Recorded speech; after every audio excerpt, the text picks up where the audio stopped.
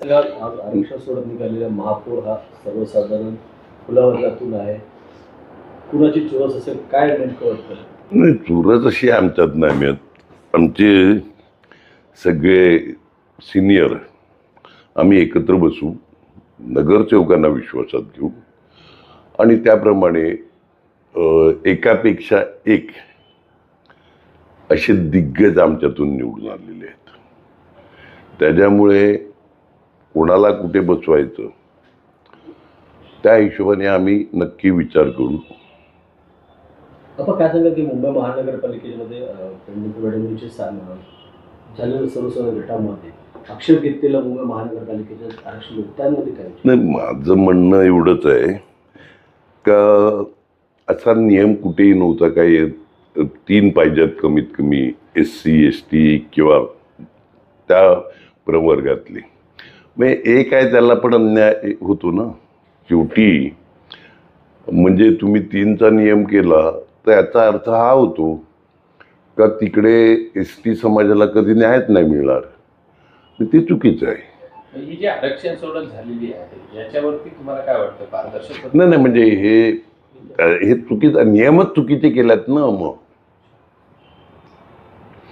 पारदर्शकता असेल, सगळं असेल, पण नियम चुकीचा आहे. एखाद्या समाजावर अन्याय करणार आहे.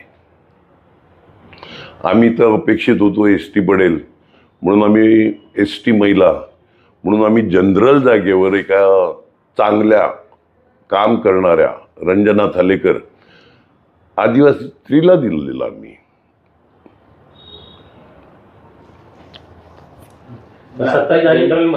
जनरलमध्ये सुद्धा, कारण आपल्याकडे नेहमी सोशल फॉर्म्युला वापरला जातो. नाही, जनरलमध्ये कसं आहे, तिला आम्ही आदिवासी समाजाचं रिझर्वेशन पडलेलं तर तिला डोळ्यासमोर ठेवूनच दिलेलं.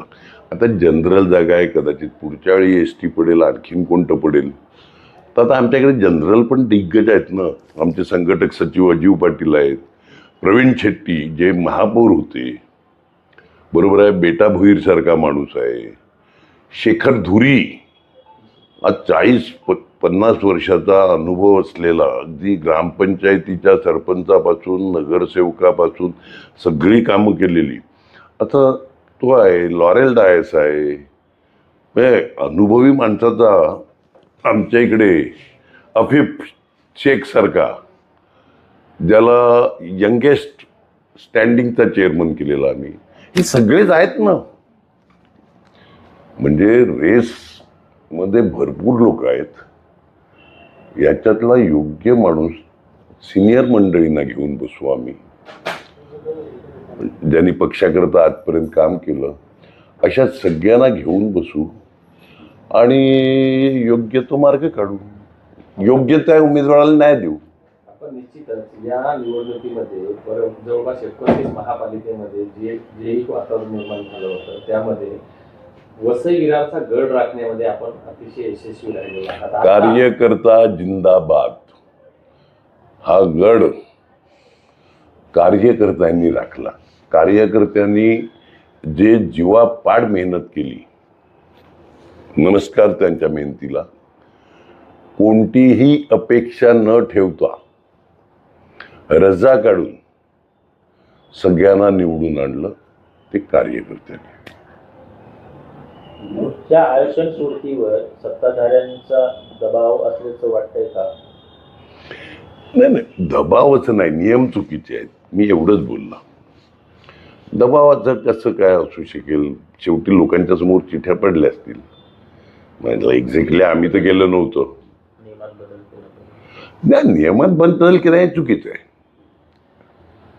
पण जे तुमच्याकडचे होते आता भाजपमधून जे निवडून आलेले आहेत त्यांना काय संदेश असेल? काय नाही, शुभेच्छा. आता आपले कार्यकर्त्यांना निवडून आलेल्या सगळ्यांना 115 लोकांना शुभेच्छा. निवडून आलेल्या 115 लोकांना शुभेच्छा. आपण तुमच्यासाठी कार्यकर्त्यांनी काम केलं, आता त्रास द्यायला सुरुवात झाली, त्याच्यावर काय बोलणार?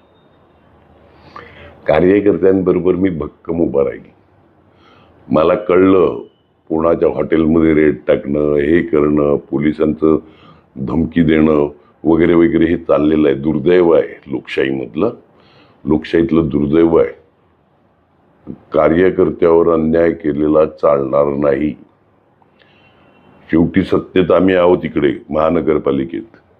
तुम्हाला पण न्याय आमच्याकडूनच मिळणार आहे, एवढं लक्षात ठेवा सगळ्यांनी.